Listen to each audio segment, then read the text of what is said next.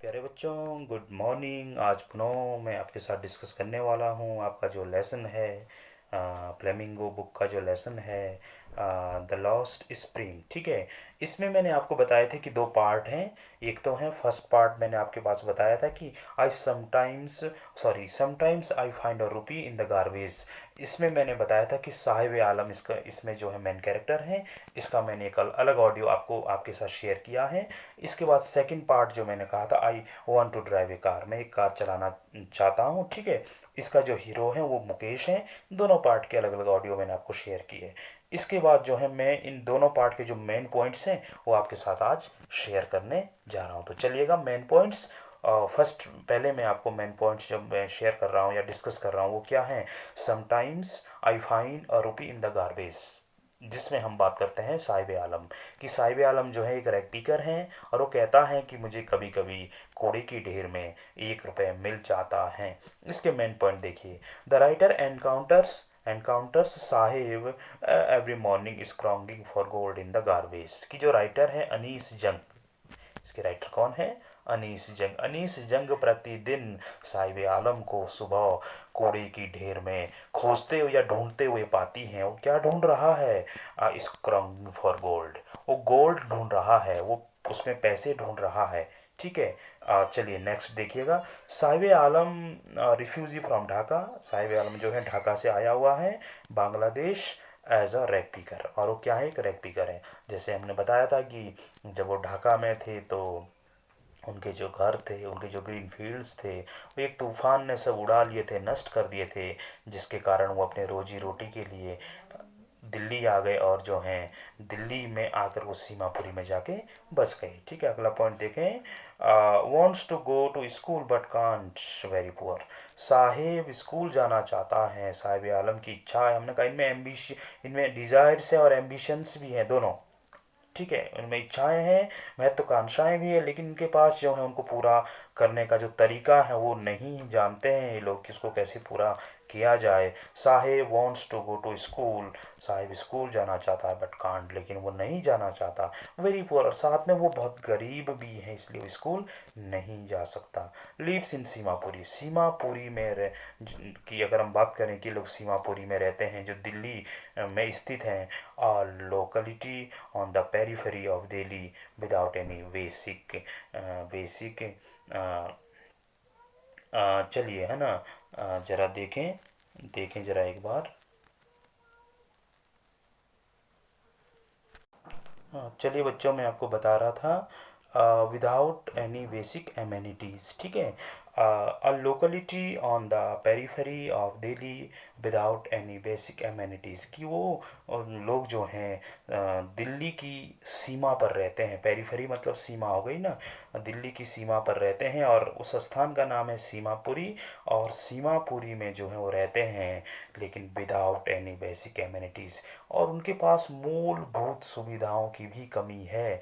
उनके पास मूलभूत सुविधाएं भी नहीं है, अर्थात जो चीज़ें हमें जीने जीने के लिए ज़रूरी होती हैं उन सुविधाओं की उनके पास कमी है। ठीक है। अगला देखिए। Most of the rag pickers live live here, अधिकतर जो रैग पिकर्स हैं, ठीक है, वो यहीं रहते हैं, सीमापुरी में रहते हैं। Food is more important for them than identity, उनके लिए उनकी पहचान से ज़्यादा महत्वपूर्ण खाना है। ठीक है। वो कहते हैं कि अगर माना खाना मिल जाए, खाना अगर हमें मिल जाता है तो वो वहीं रह सकते हैं या फिर वहीं अपने घर बना सकते हैं। जैसे कि हमने बताया कि वो ढाका को छोड़कर दिल्ली आए हैं और दिल्ली उनको खाना मिल रहा है, इसलिए वो वहाँ रहते हैं। ठीक है। तो वो मानते हैं कि हमारी जो पहचान है वो ज़्यादा महत्वपूर्ण नहीं है, उनकी पहचान से ज़्यादा उनके लिए खाना कमाना महत्वपूर्ण है। ठीक है। आगे देखिएगा। ठीक है। Rag picking is different for children and adults, की जो रैग पिकिंग है, कबाड़े उठाने का जो कार्य है, वो उसका जो अर्थ है वो बड़ों के लिए अलग है और बच्चों के लिए अलग है। हमने कहा जो कबाड़े की ढेर है या जो कबाड़ा है वो बड़ों के लिए हैं। बड़ों के लिए उसका मतलब क्या है? द मीन्स ऑफ सर्वाइवल, मतलब एक जीने का साधन, क्योंकि उसी से ही अपनी रोजी रोटी कमाते हैं। लेकिन जो कूड़े की ढेर है वो बच्चों के लिए क्या है? एक आश्चर्य की ढेर है, आश्चर्य, उनको उसमें कुछ भी मिल सकता है। आगे देखें, फॉर एडल्ट और मीन्स ऑफ सर्वाइवल, हमने कहा रैग पिकिंग जो हैं वो एडल्ट्स के लिए हैं और means of survival, and for children बच्चों के लिए हैं रैप्ट इन वंडर सिक, हम कहेंगे आश्चर्य की ढेर, ठीक है ना। साहिब गेट्स और जॉब इन टी स्टॉल, मैंने आपसे डिस्कस किया था, साहिब आलम, साहिब आलम जो है उनको एक जॉब मिल जाती है एक टी स्टॉल में, अर्न्स RS 800 और उन्हें 800 रुपये प्रति महीना मिलता है, एंड ऑल हिज मील्स, और सभी टाइम का खाना, सुबह दिन और शाम, दो तीनों टाइम का सभी समय का खाना भी मिलता है, साथ में उन्हें 800 रुपये भी वहाँ से मिलते हैं। लेकिन क्या है, बट स्टिल अनहैप्पी, लेकिन साहिब अब इसके बाद भी खुश नहीं है, क्योंकि losses his freedom and care free look, उसका जो फ्रीडम था, उसकी जो स्वतंत्रता थी वो छीन चुकी है, अब वो अपना स्वयं का मालिक नहीं है, आ, इसलिए वह इस टी टी स्टॉल में काम करते हुए प्रसन्न नहीं है, ठीक है। चलिए नेक्स्ट वाला पार्ट जो था, I want to drive a car, उसके कुछ मेन पॉइंट्स आपके साथ शेयर करता हूँ, डिस्कस करता हूँ। देखिए, the writer comes across Mukesh in Firozabad, की जो राइटर हैं अनीस जंग, उनकी मुलाकात मुकेश से फिरोजाबाद में ही होती है। His family is engaged in making bangles, Mukesh का परिवार चूड़ी बनाने के काम में व्यस्त हैं, but Mukesh insist on being his own master, लेकिन मुकेश इस बात पर भरोसा करता है वो कि मैं खुद का मालिक खुद ही बनूंगा। उसका परिवार तो चूड़ी बनाने में व्यस्त है, एंगेज्ड है, लेकिन मुकेश कहता है कि मैं खुद का मालिक खुद ही बनूंगा। He desires to become motor mechanic, he desires to become a motor mechanic, वो एक मोटर मैकेनिक बनना चाहता है।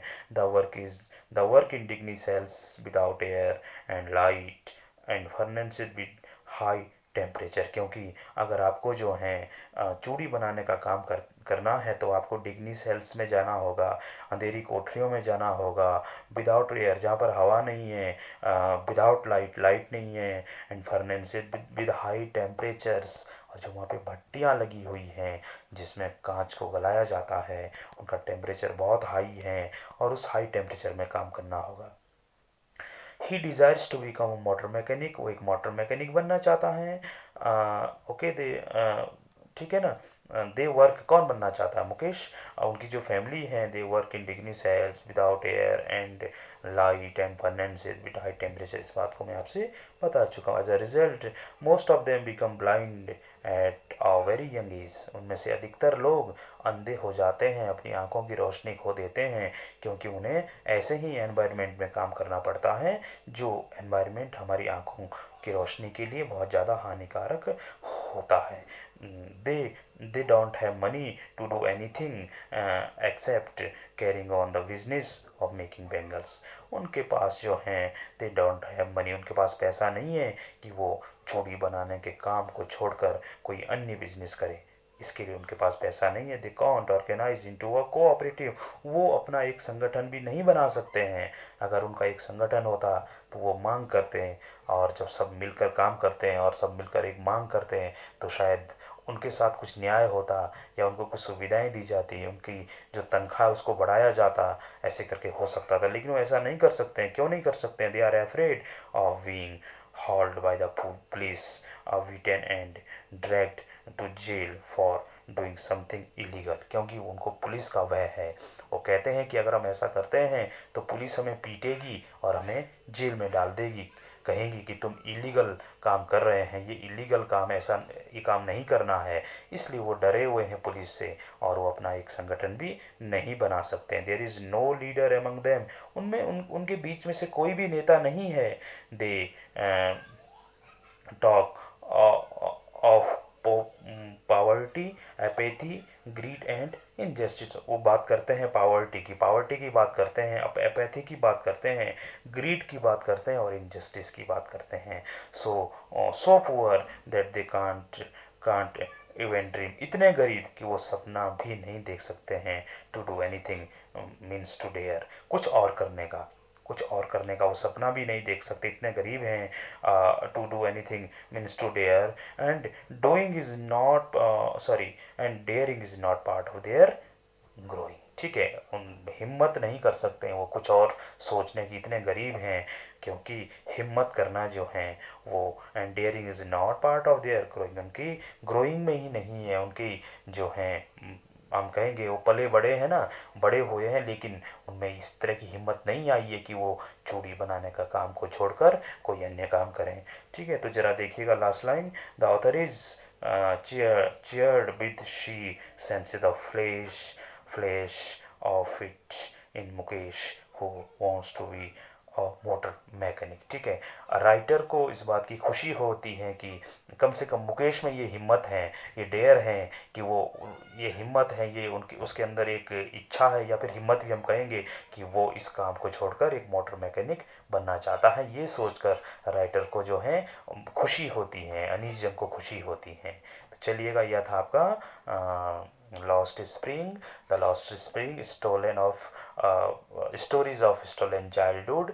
और उम्मीद करता हूँ बच्चों की आप इसको ध्यान से समझेंगे और सुनेंगे, और सुनने के बाद ज़रूर जो है जो क्वेश्चन होगा, जो चीज़ें आपको समझ में नहीं आई होगी, उसे आप मुझ तक भेजेंगे, और जब भी आप भेजेंगे तो मैं उसका आंसर आपको तुरंत रिप्लाई करूँगा।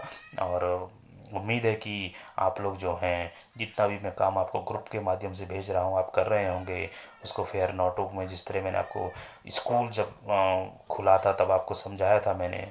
और उम्मीद करता हूँ कि आप जो हैं अपने काम को प्रॉपर कर रहे होंगे। तो आज के लिए इतना ही, धन्यवाद। अब जो है नेक्स्ट, फिर जो है अगला जो ऑडियो होगा मैं अगले लेसन का यहाँ पर बनाकर आपको, जो अपने घर पे बनाकर आपको जो है शेयर करूँगा। ठीक है, थैंक यू।